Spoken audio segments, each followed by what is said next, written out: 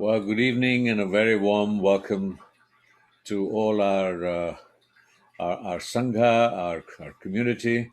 It feels so wonderful to see so many familiar faces, and I have to share a secret that last week, after many of you had left, some of us stayed on and had a wonderful half an hour of chatting and getting to know each other. So you're very, very welcome to join us. And one of the stars of that evening was Pasangla, who I see.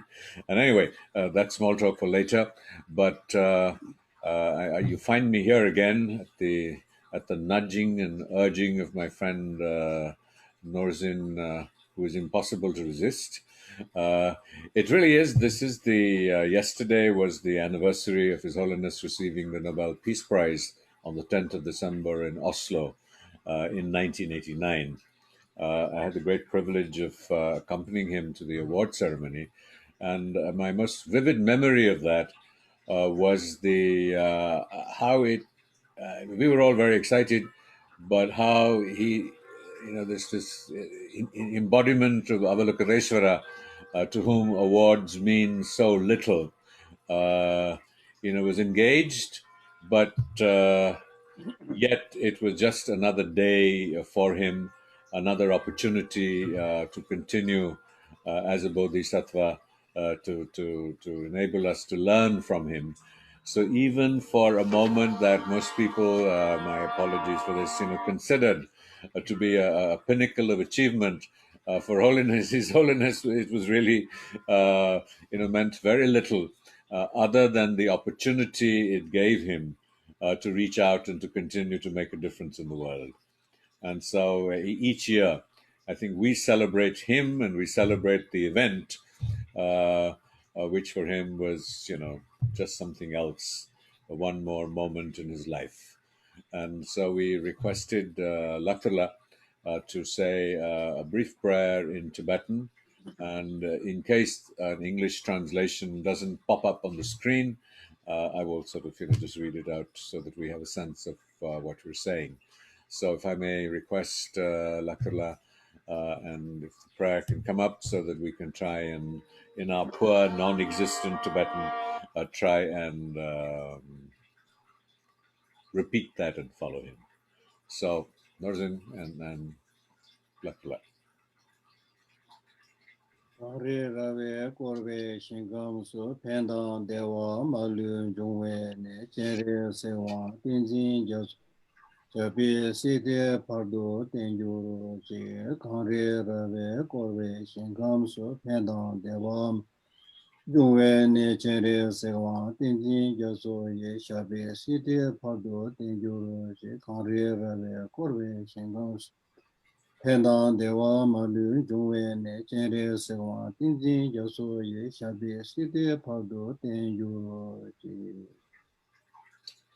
May I request that we, in English, we all sort of repeat this together? Could you bring it up on screen, Seringla?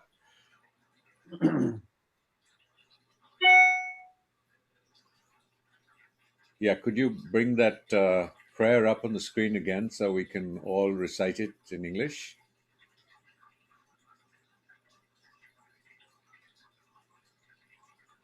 Okay, so I mean, feel free to put on your microphones.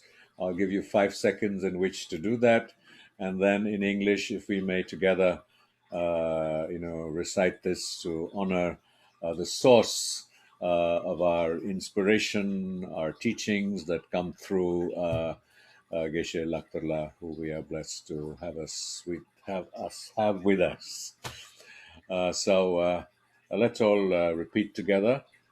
In the heavenly realm of Tibet, surrounded by a chain of snow mountains, the source of all happiness and health for beings is Chendraji in person. May his life be pure for hundreds of years. Hundreds of kalpas, and may we stay blessed by his blessing. Thank you. Lhakdor, over to you.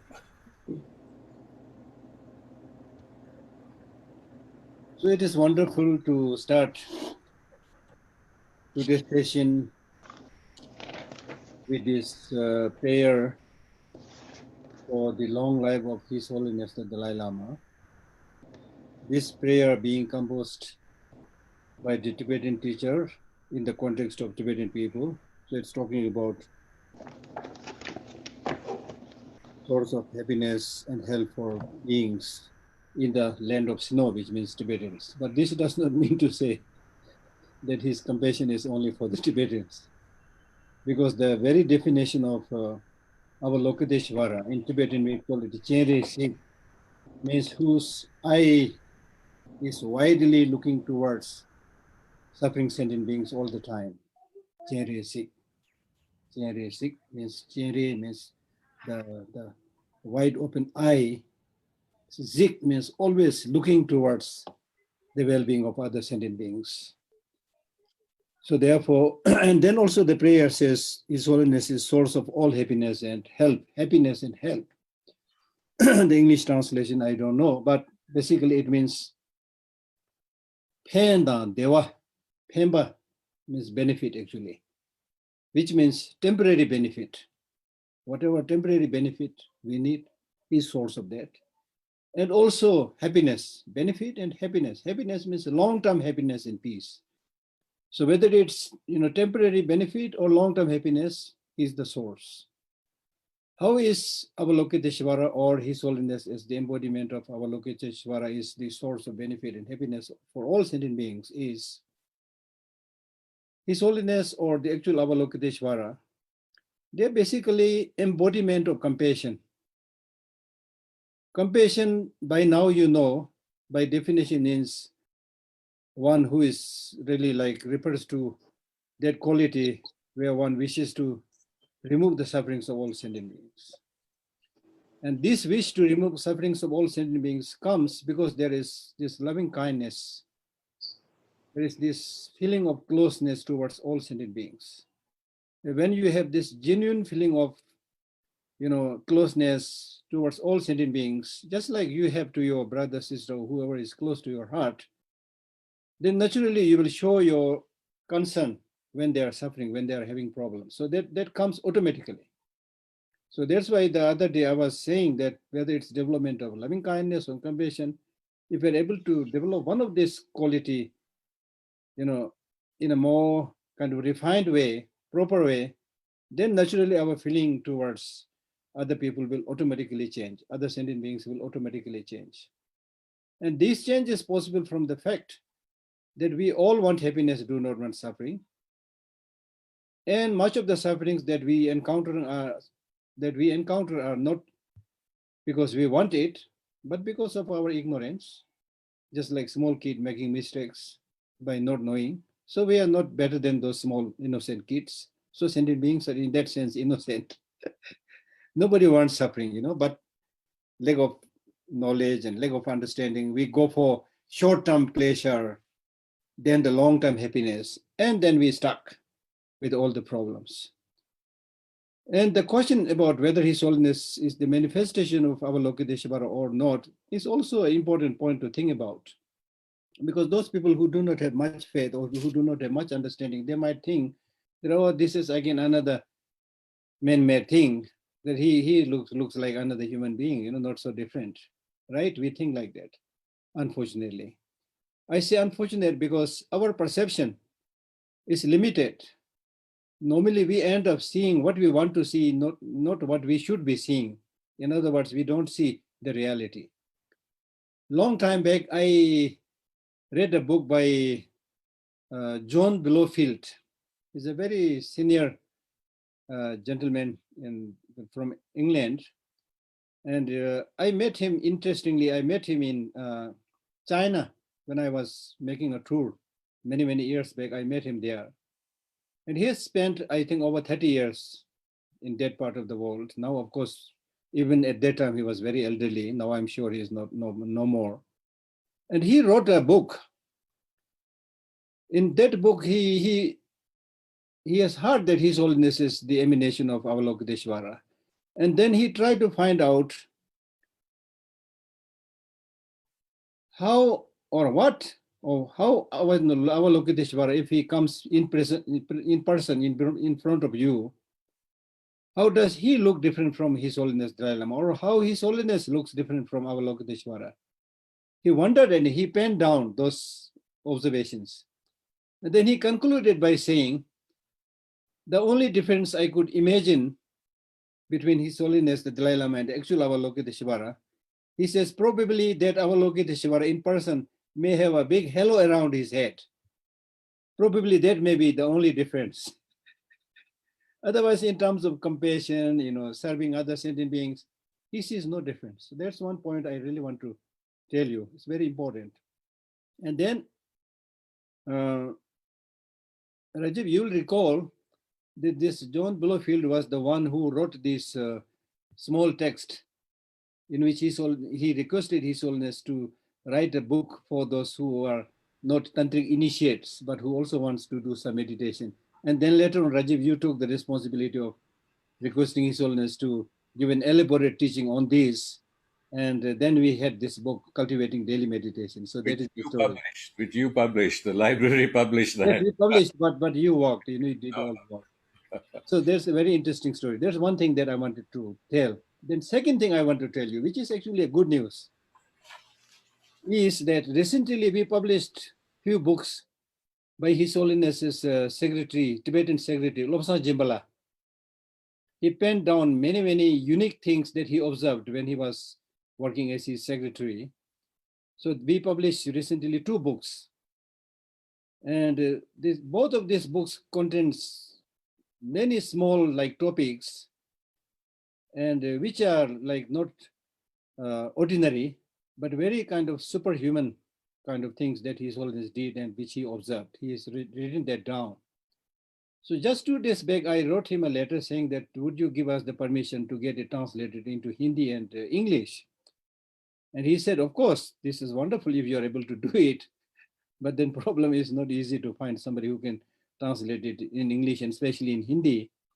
So if you find somebody who is willing to do, who has the capacity to do, we'll be happy to collaborate with that. Otherwise, we'll have to attempt or find somebody from the library itself to do that job. So my main point is, so there in that book, he mentions all those unique, almost like superhuman instances, clearly showing that he is not an ordinary human being.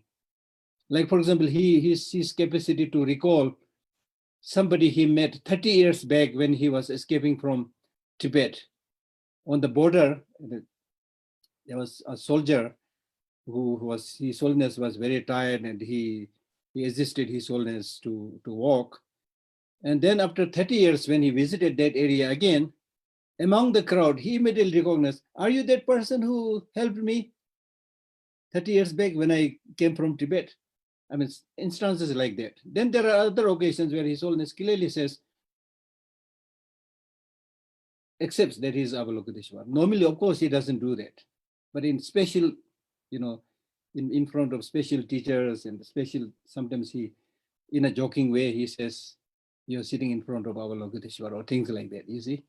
So there are many reasons. So that may be quite interesting for all of us to read, because unless we, ordinary human beings, unless you see some of these so-called miracles, which is actually, there's nothing called miracle, you do something which we can't do, it's miracle. But we're fond of like listening to miracles and believing to that, rather than doing an in-depth study on, shunyata and things like that. So I think that will be very, very useful for people to develop stronger faith. So that's again a good news. So I wanted to, inform that. Okay, for Nonjin and Sering Namgyel, it's already in Tibetan. You have to read it, and there are many others who may be listening. You can read it in Tibetan. So that's number one. Number two, as Rajiv asked me to give a little introduction about this text for those who will join later on. Or who is, one thing that I want to tell you is most of this Buddhist texts, they basically carry few essential messages.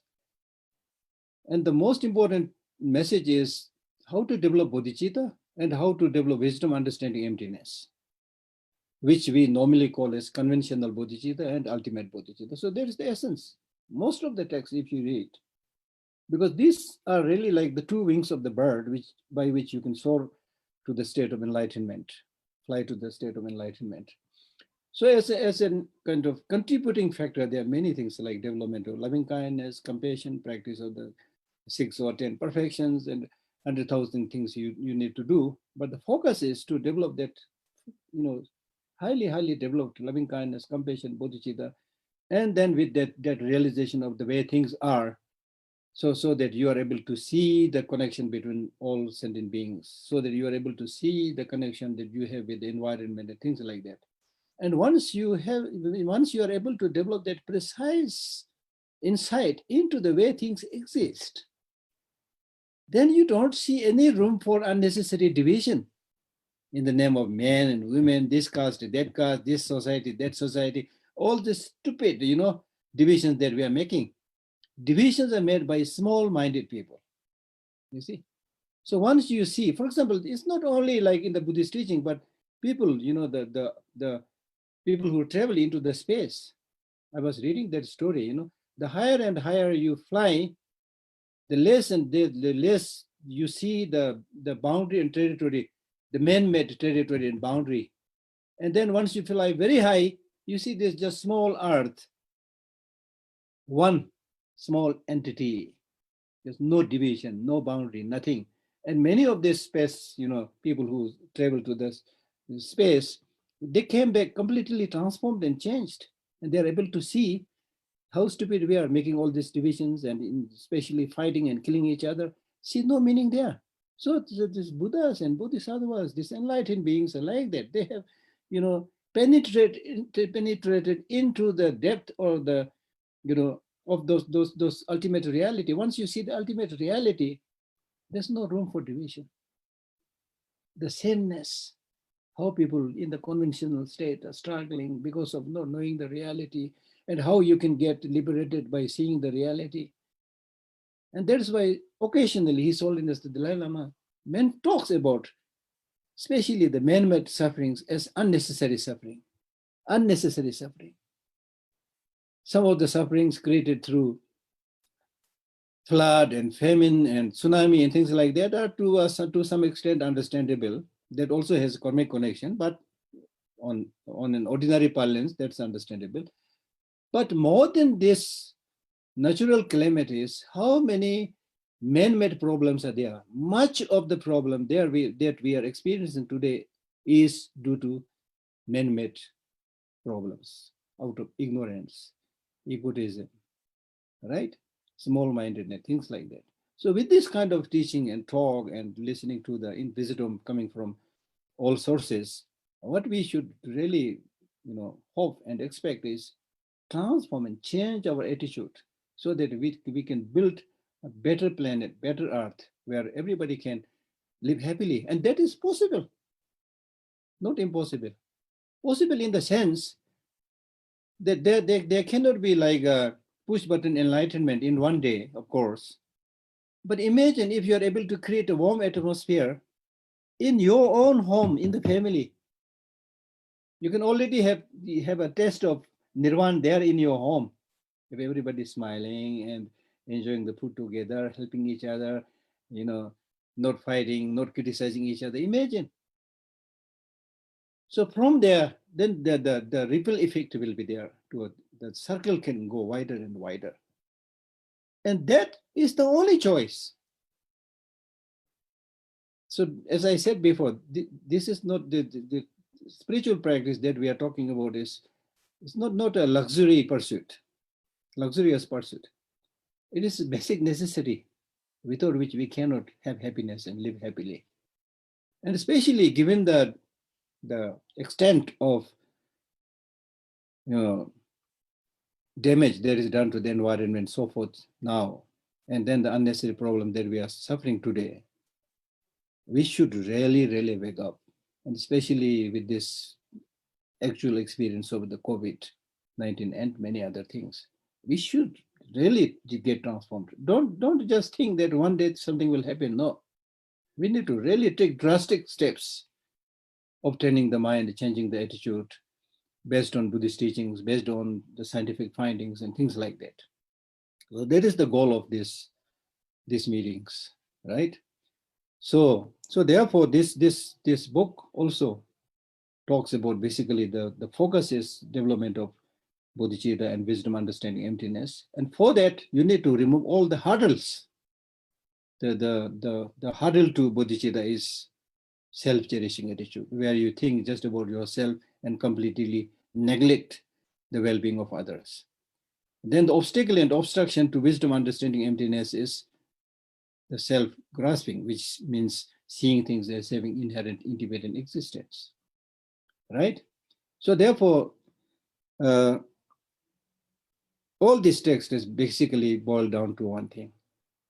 That is to remove your self-cherishing attitude and cultivate the mind that cherishes the well-being of all other sentient beings.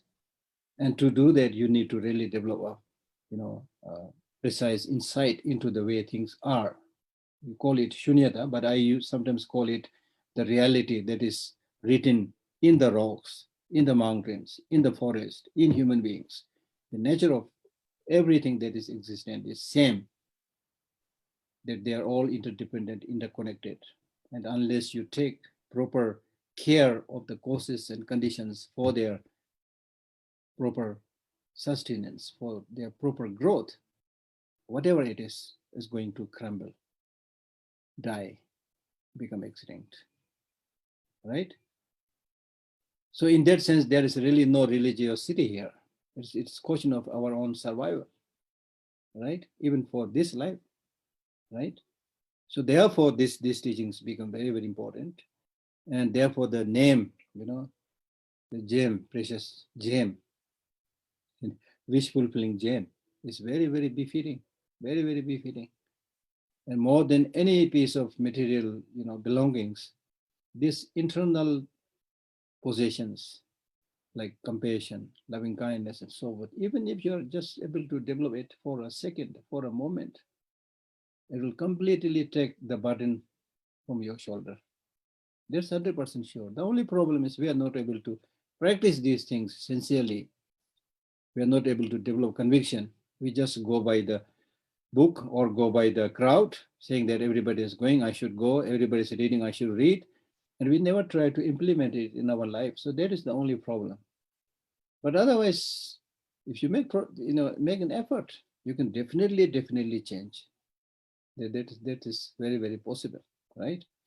And based on our ordinary life experience also, the older you grow, the more you're able to realize the importance of these qualities. An adult or a young person who is like full of the energy of the youth may not pay much attention to this, especially if your things are taken care of by your parents. You may not pay much attention to these inner qualities, but as you grow older and older, through life's experience, you know the importance of these qualities. So therefore, it is important to appreciate and cultivate these qualities when we are younger, not when we grow very old. When you grow very old, you do the practice. Yes, it's of course good, but sometimes it might become the last ditch struggle. It may not be very effective. And especially if His Holiness is repeatedly mentioned, especially when you want to do some tantric practice.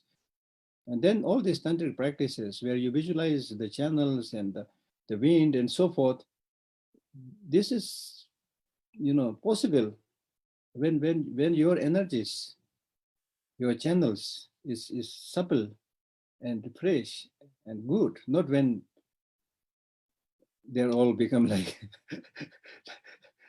hardened and difficult to breathe. Also, energy is also not flowing properly, and that is difficult, right?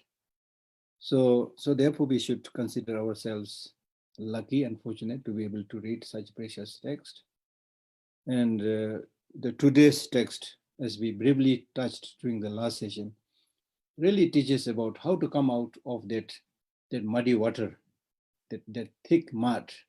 If you're crossing through a thick muddy water, unless you roll, Nordila has used a word, what roll up your bottom or something, right? So that way you can keep your clothes clean and things like that. Not only that, there is also risk of not only mudding your cloth, but there is a risk of getting completely stuck.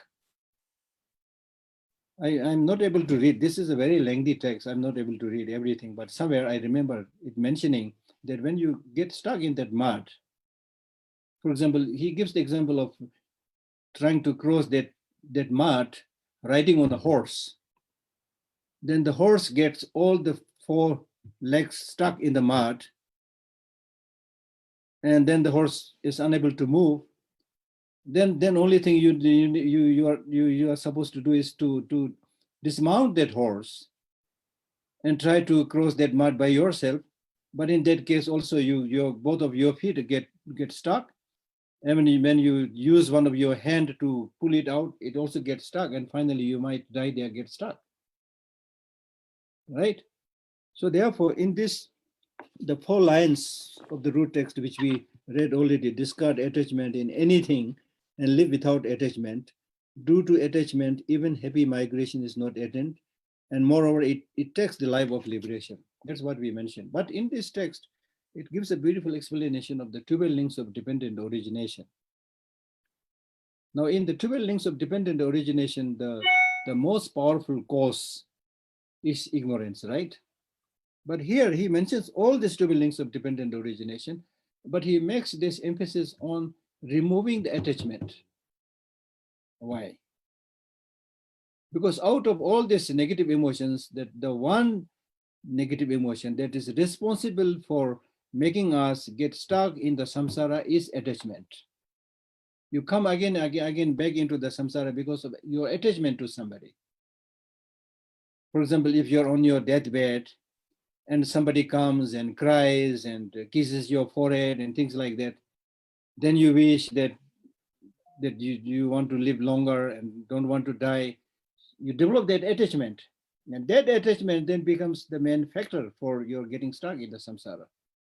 So therefore, some of the teachers, they say, just as if you properly understand life, for example, if I am invited by Nonzilla for a cup of tea, then I go there and have a cup of tea, and then after that I'll say, Nonzilla, please, okay, now I'm leaving, I'll see you after. Nonzilla, understand.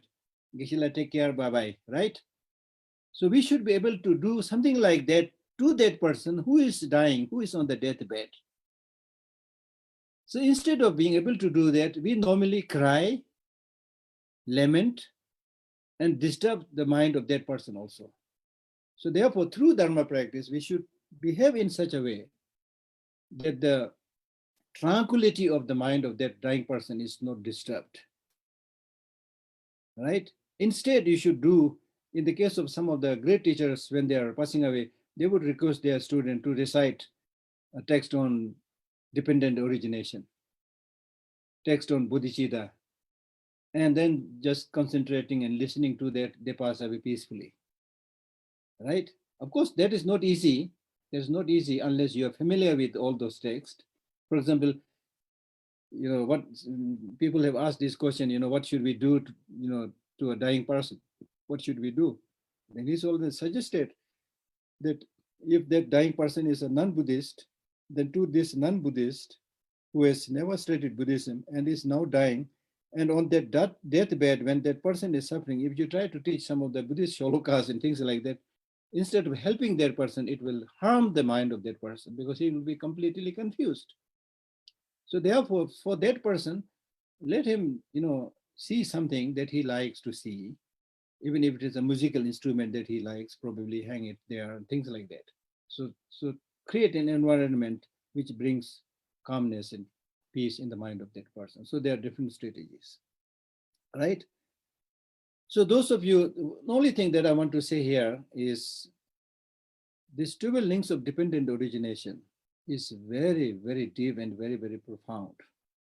And it talks about how we get stuck in the samsara, cycle of existence, the 12 links, 12 cycles of dependent origination, right?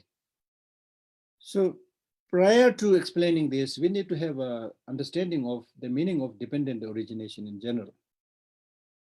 Now, when we say dependent origination, it should be understood at least in two levels.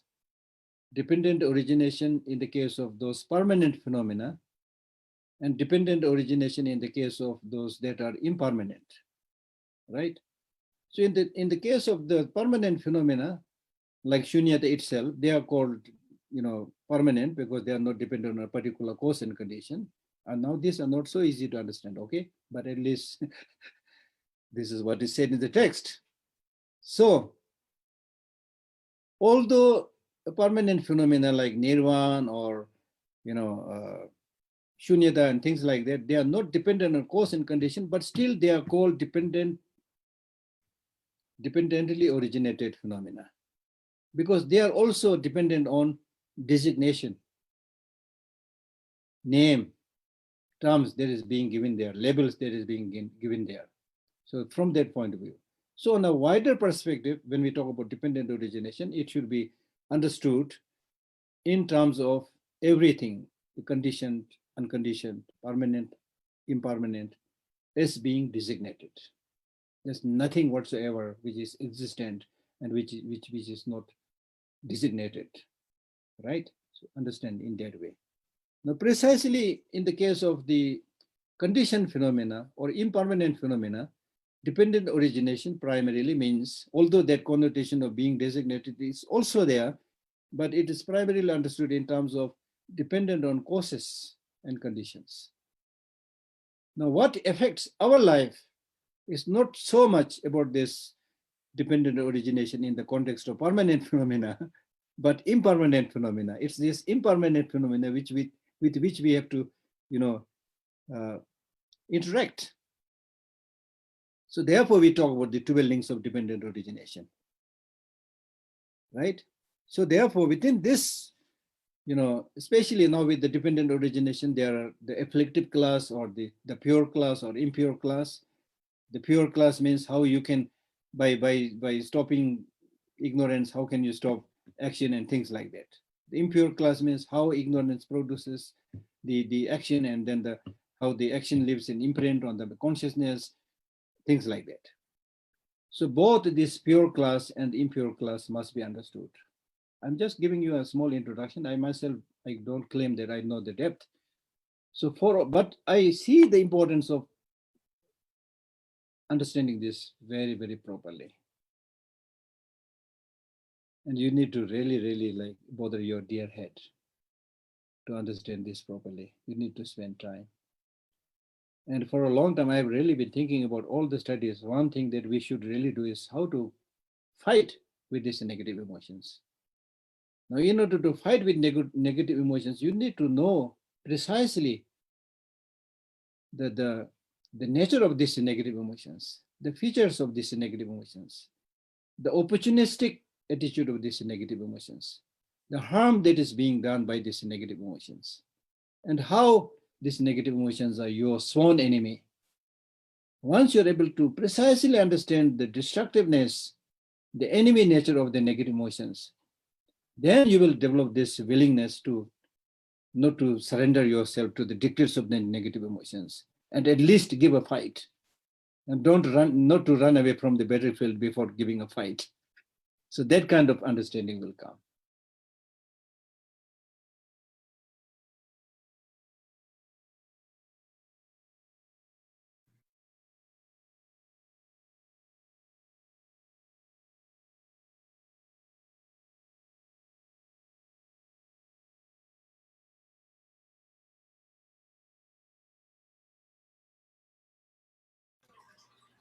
I'm afraid we seem to have lost Lhakdor. We'll give him a few moments. Norjin, may I request you to give him a call and to see if it's been a loss of power.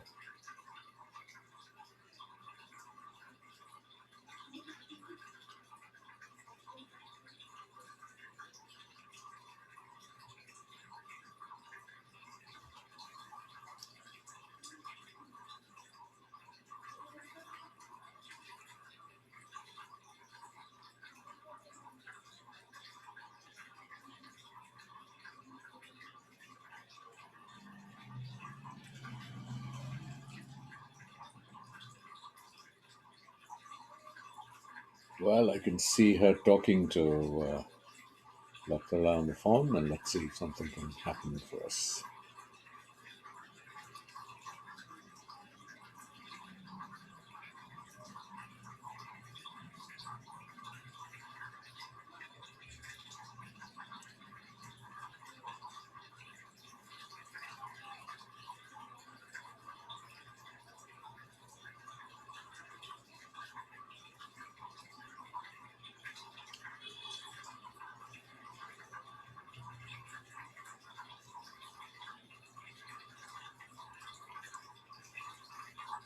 Hi, everyone. So sorry, Geshe lost his connection. He said he'll try to rejoin, but if he fails in the next 5 minutes, then we will resume with our Sangha meeting for those of us who can stay behind and do a little interaction. If that's okay.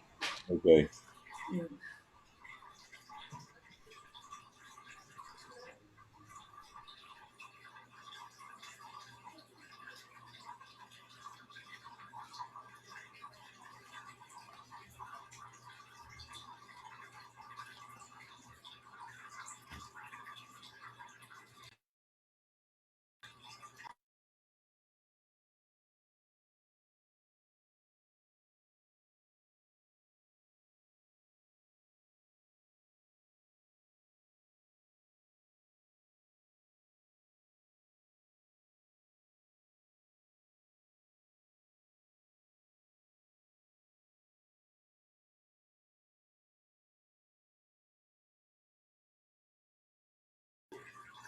Well, I think we'll just sort of, continue. Thank you, Susan, for pointing out that my fountain was making a noise.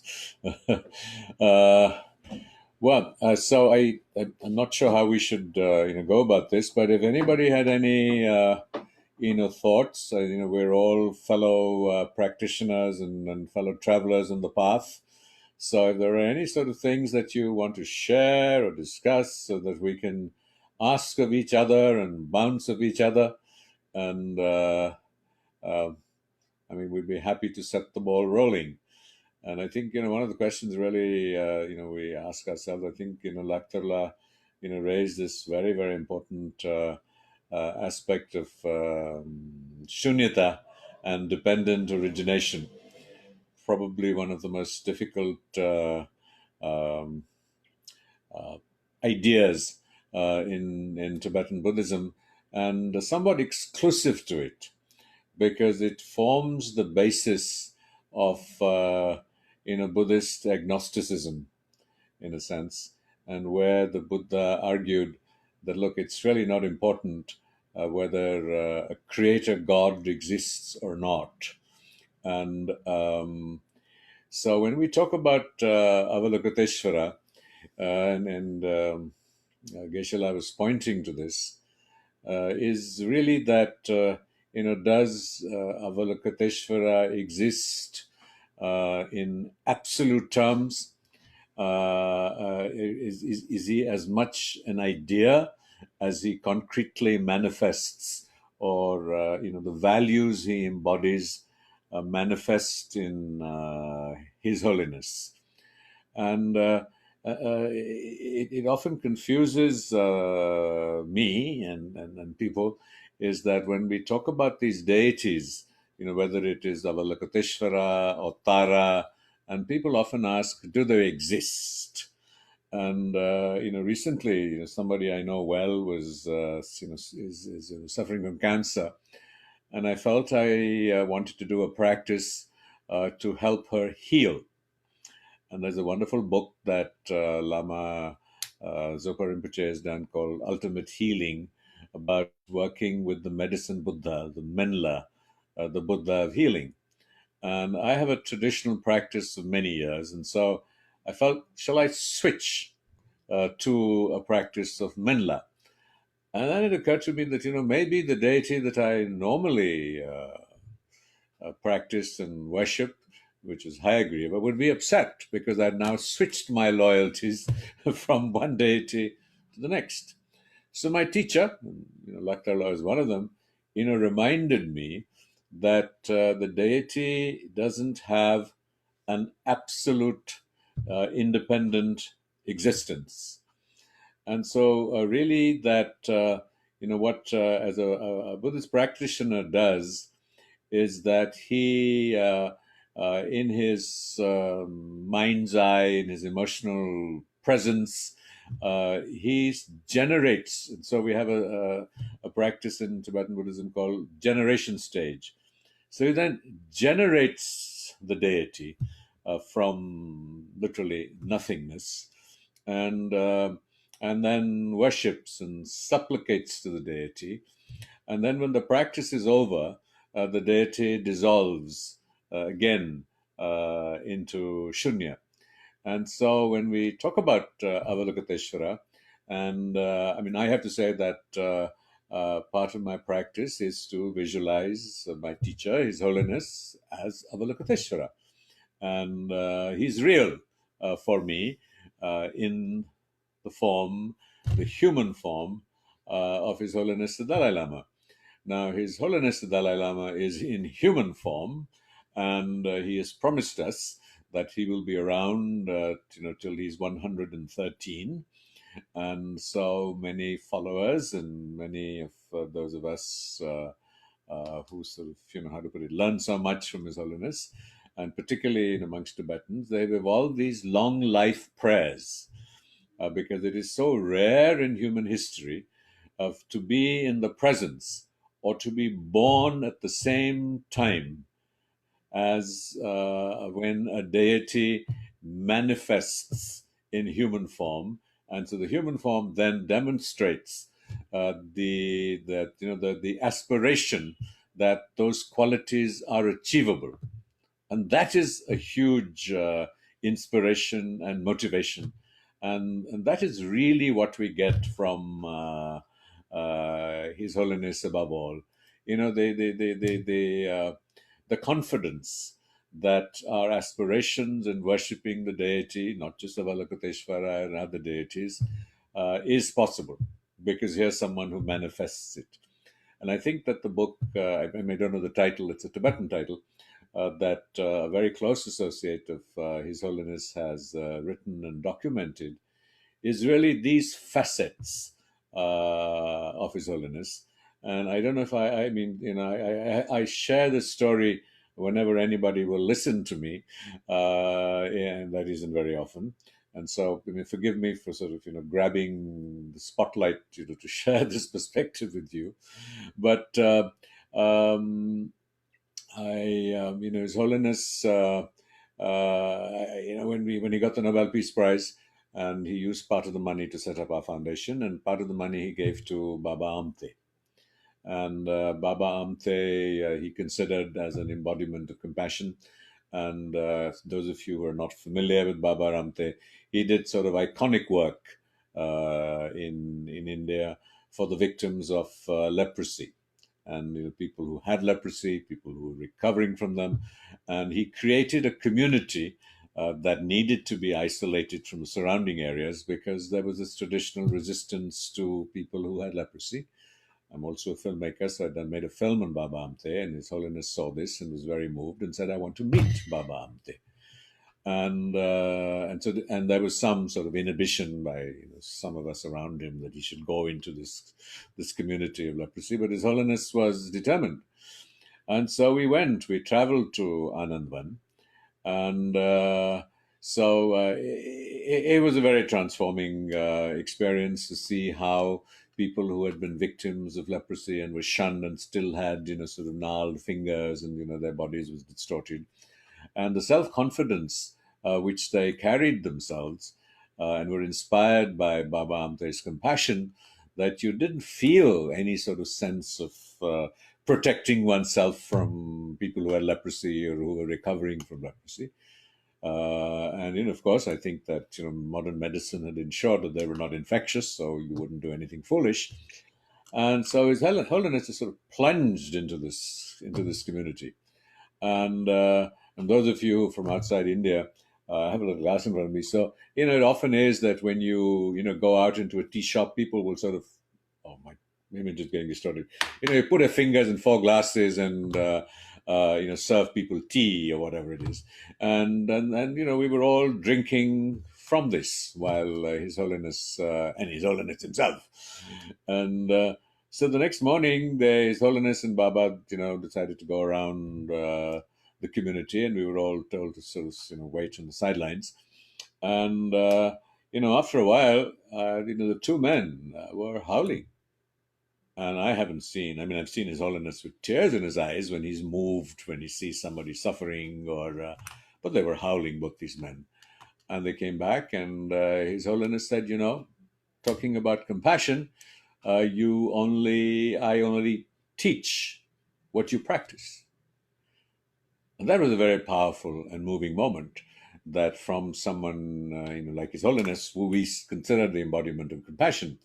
And so it really taught us that compassion is not just what you do, because sometimes our actions can appear compassionate, but they're actually motivated by seeking recognition or reward, or feeling good that I've done a good deed and I've been virtuous, and so I've earned some brownie points in heaven. And so here was a man who radiated His Holiness, radiated compassion as intention by who he was, and of course by what he does.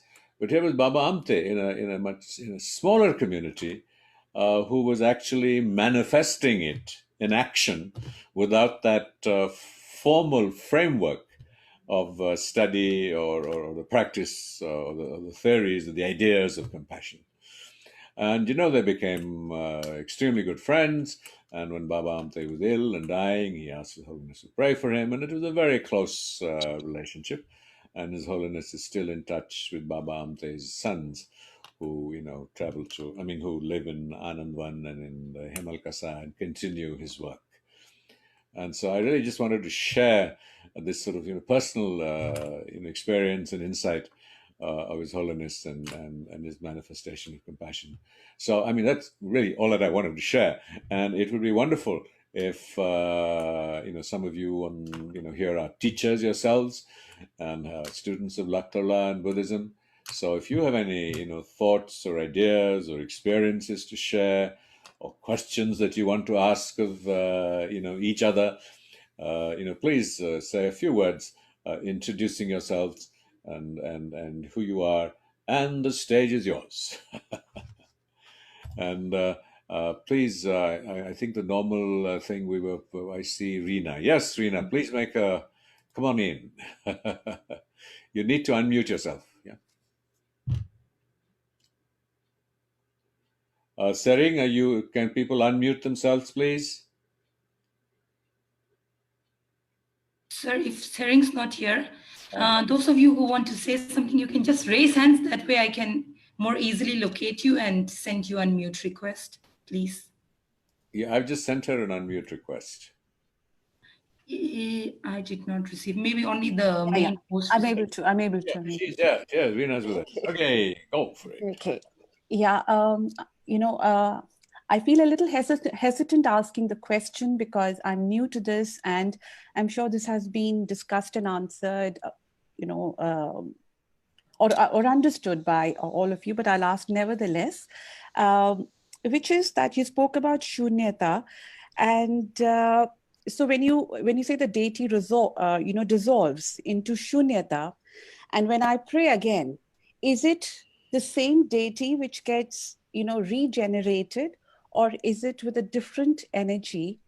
And then that is part one of the question. And the second is that then shunyata for me is actually then everything. It's like, it's not like of no value. It's not zero. It's really everything then. It's something which is, I don't know. I can't even articulate my question yet, but these were the two ones. Well, I think that this is a question we should ask Lhakdor. It's extremely complex and difficult. And if there is anybody who sort of feels they want to share an insight on this,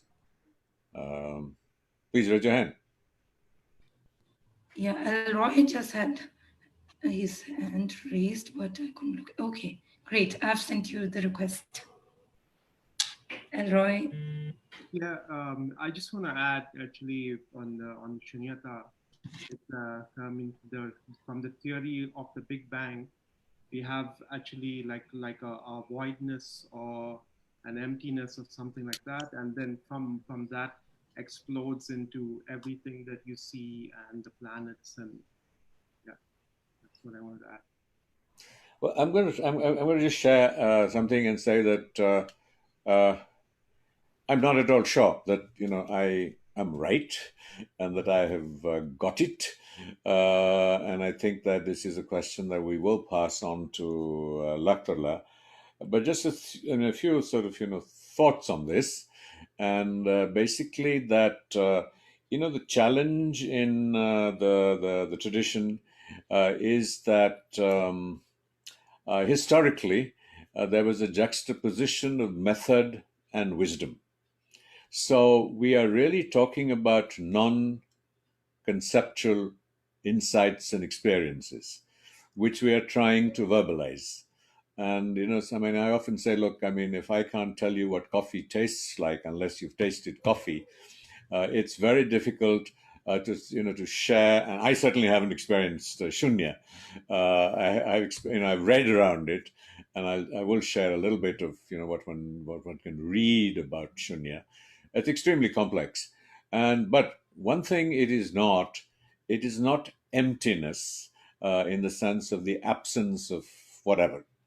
And the challenge that the spiritual tradition and certainly Buddhism has faced, because it's the most recent exposure to English and the English vocabulary, has been that in the early 70s, when His Holiness started teaching, a lot of people and Westerners came in and gave sort of English phrases which are not entirely accurate, even accurate approximations of what the word really means. So, for example, we now know that dukkha in Pali is not suffering. It is more translates as dissatisfaction. And so the Four Noble Truths have now become truths about suffering, the causes of suffering, and these the exit of suffering. Because His Holiness would argue that dissatisfaction and suffering are part of the human condition, but we can change our relationship to it, and then not experience the suffering of suffering.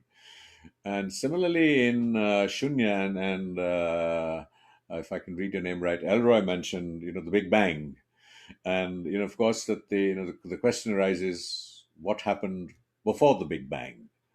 And so, Lhakdor was talking about, causes and conditions.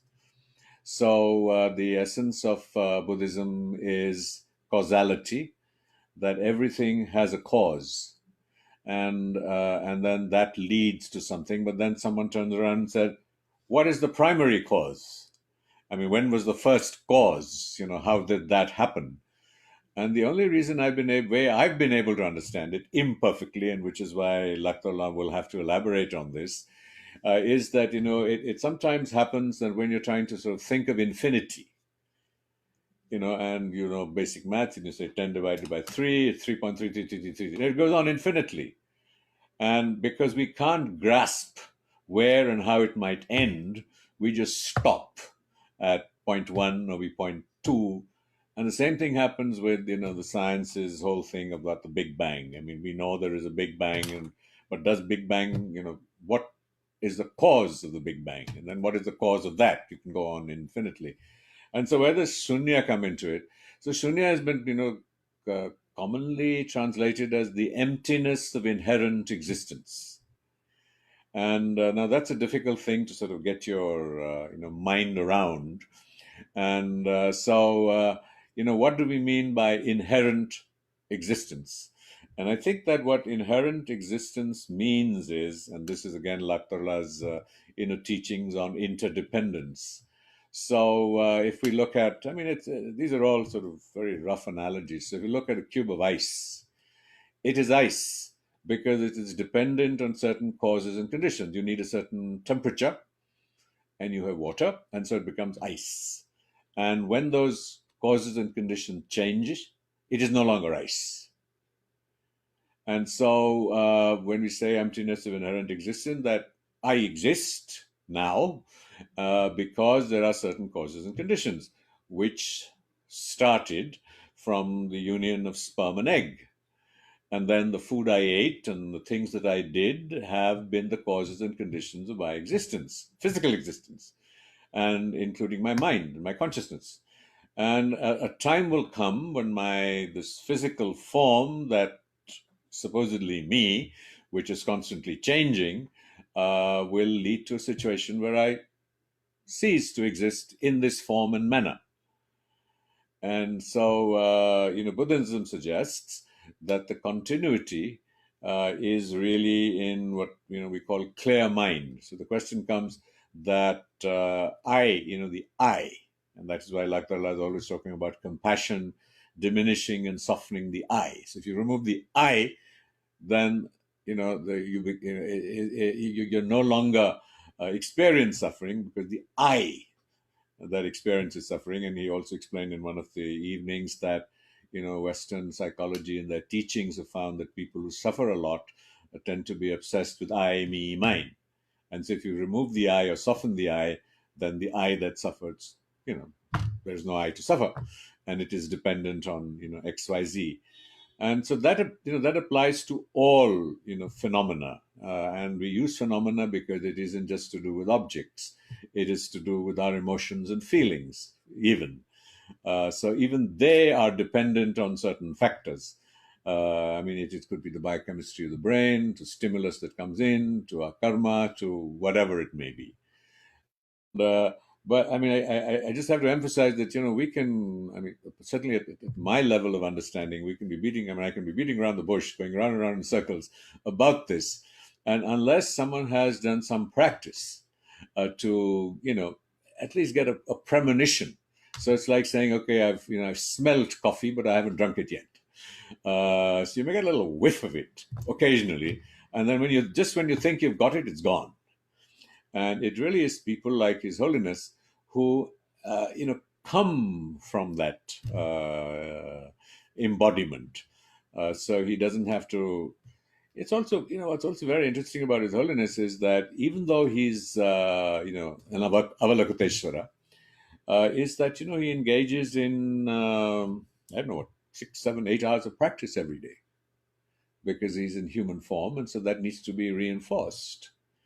And, you know, he will often say to us that, look, you spend so much time beautifying yourself, putting on makeup, doing your nails. Luckily, I have no hair to cut, or you know, taking care of yourself.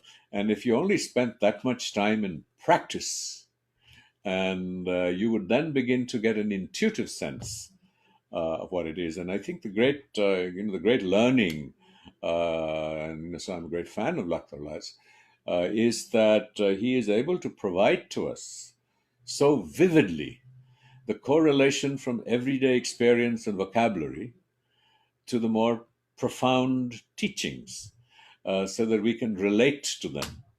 And that is very special for a monk, because mostly monks live in the isolation of monasteries and have not experienced samsara, and are not able to relate that and to bridge that gap. And so we're all very deeply privileged. And now I am going to stop talking, and I think we should listen. So please, I think that please introduce yourselves, and share with us who you are, where you're at in your life, or anything that comes up for you. I mean, if we were a physical sangha, then it would be so much easier to get to know each other better and about ourselves. So I promise I will keep quiet and listen. So who is going to walk the gauntlet? Joya. Okay.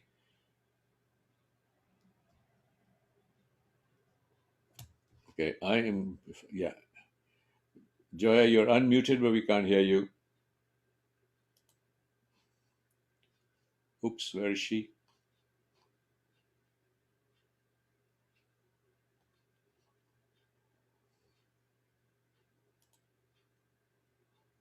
Hi, Joya, can you hear us?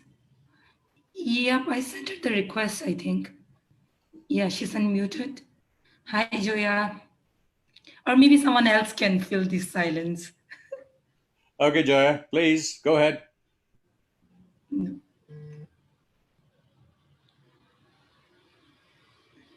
She's unmuted. But, yeah, she's muted. Yeah, but she's speaking and we can't hear her. Maybe Jackie can go ahead for a while now. Okay. Yeah, Jackie. Hello, can you guys hear me? Yes, yes.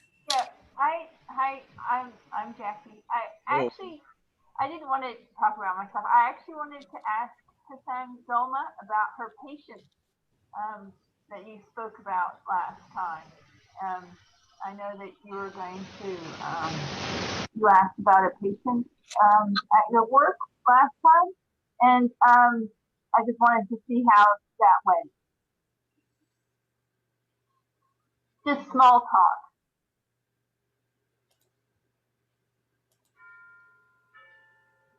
Well, instead I can just open up I had a question when he was answering Dolma's question, and Geshe Lhakdor was comparing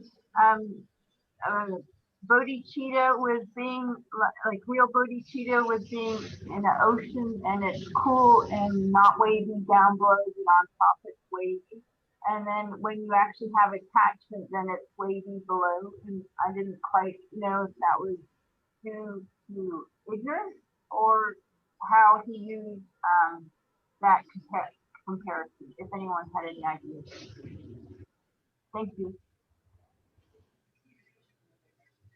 Sorry if I said that weird. So please, someone has a thought to share. Look, I mean, I'm not right. I'm not sure that I spoke sense. So please don't be hesitant. I think we're just sharing our perceptions as fellow travelers. Anyone has any thought, but I think the question was about bodhicitta and the manner in which that manifests itself. And Dimple, please raise your hand, is a message I get. So Dimple, let us unmute you and listen to you. Come on. Yes. Dimple, are you unmuted? I'm sorry. I thought I was responding to Shunata. I'm not entirely conversant with bodhicitta. I'm not sure what that is. I'm sorry. I'm pretty new to Buddhism, but I have experienced shunyata in terms of breath work. I would feel, and I related directly to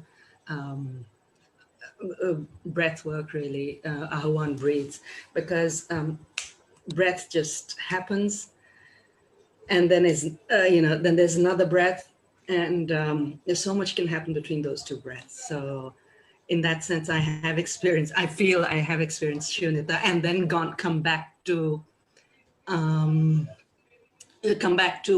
the complexity of reality that needs to be dealt with, and then gone back. So that was my response to shunyata, but I'm sorry, I don't have a response to bodhicitta. I have, as a matter of fact, a question, but I can wait to ask that question. Okay, well, you just hold on. Why didn't you, while we're on Shunya, what was your experience? I mean, just share with us as best you can that, what you do with your breath and what happens that you relate that to Shunya. It'll be a learning. I feel it's really a very organic process. It's literally where you are spiritually and mentally, how you're thinking, what you're thinking about, and it just happens. And then literally everything sort of contracts and then explodes again. So it can be a very, very expansive topic if one gets to it. I don't want to hog the time here, but in short, I would literally say it is when you're thinking about something or you're doing something differently, perhaps a shunyata can happen. It's literally got a mathematical correlation in my head. Shunyata is directly proportional to your breath. Your breath work. So I can literally only say so much. It can be a huge topic, and at the same time, it really boils down to this one little thing for me. So, and of course, in terms of semantics and all of the language that one wants to give it, certainly there's it can be expressed in so many ways in so many languages. But at the bottom of it all, I feel it just literally boils down to this one little equation for me. I think in terms of mathematical equations, it's a habit. So yeah, that's all I have to say. So what is that expression that comes up for you? Like I just said, it's shunyata is directly proportional to your breath work, which happens organically, literally depending on where you are in your spiritual work or whatever. I don't have a definition for spiritual work. Everybody is on a different path, but I do believe that there is a certain level of wisdom that you get to after wherever you've come from, that that you can respond to certain situations in certain ways in which you can experience that shunyata, no matter where you come from, which context, which culture. The challenge is that since it's a non-conceptual experience, to know that what we're experiencing is shunya, and are we giving it the same label?